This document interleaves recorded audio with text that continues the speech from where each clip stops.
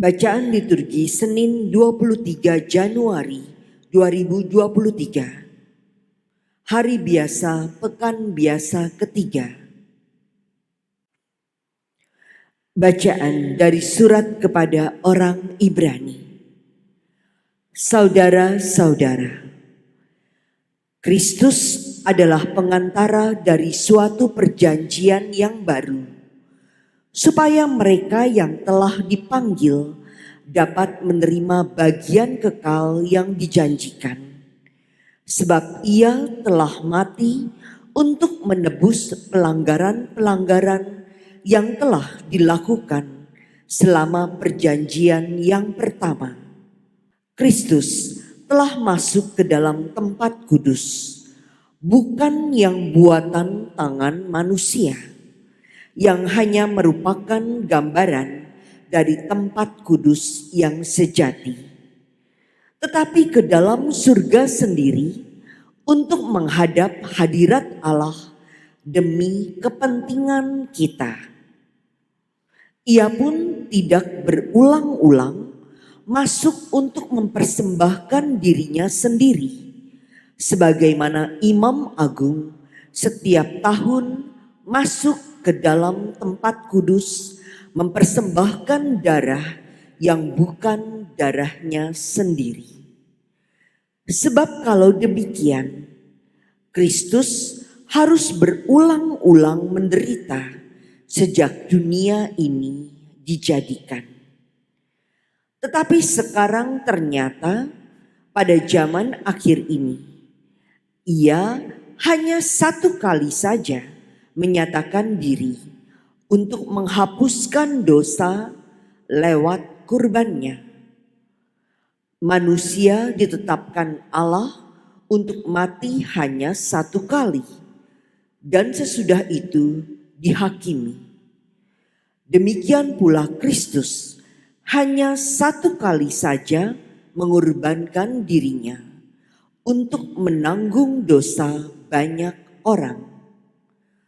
Sesudah itu, ia akan menyatakan dirinya sekali lagi tanpa menanggung dosa untuk menganugerahkan keselamatan kepada mereka yang menantikan Dia. Demikianlah sabda Tuhan. Syukur kepada Allah. Nyanyikanlah lagu baru bagi Tuhan, sebab Ia telah melakukan karya-karya yang ajaib.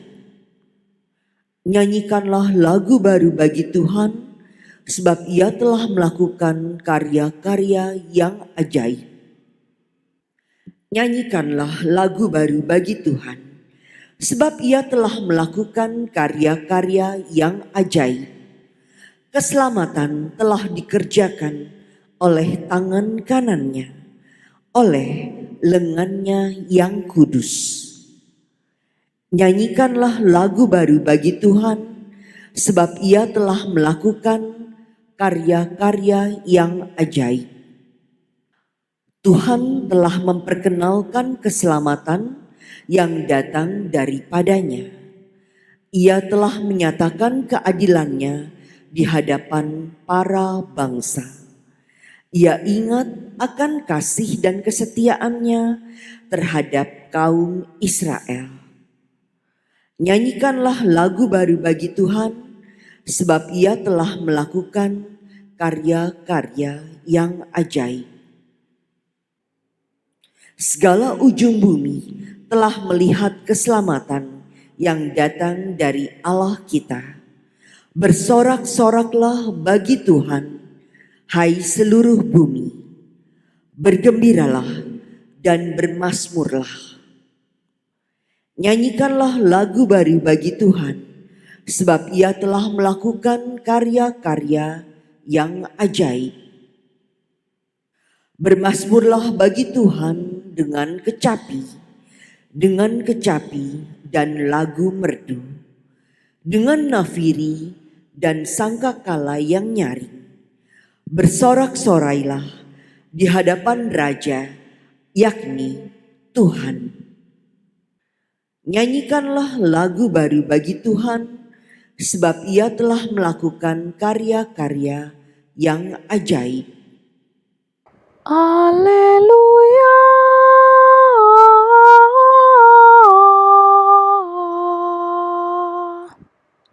Penebus kita Yesus Kristus telah membinasakan maut dan menerangi hidup dengan Injil.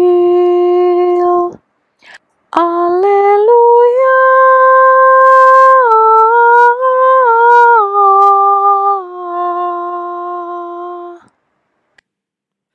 Inilah Injil suci menurut Markus. Dimuliakanlah Tuhan.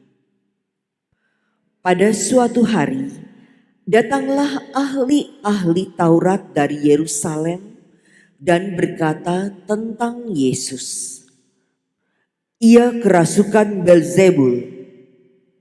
Ada juga yang berkata, "Dengan penghulu setan, ia mengusir setan." Maka Yesus memanggil mereka, lalu berkata kepada mereka dalam perumpamaan, "Bagaimana iblis dapat mengusir iblis? Kalau suatu kerajaan terpecah-pecah, kerajaan itu tidak dapat bertahan. Dan jika suatu rumah tangga terpecah-pecah, rumah tangga itu tidak dapat bertahan. Demikianlah juga kalau iblis berontak melawan dirinya sendiri. Kalau ia terbagi-bagi, ia tidak dapat bertahan. Malahan sudahlah tamatlah riwayatnya.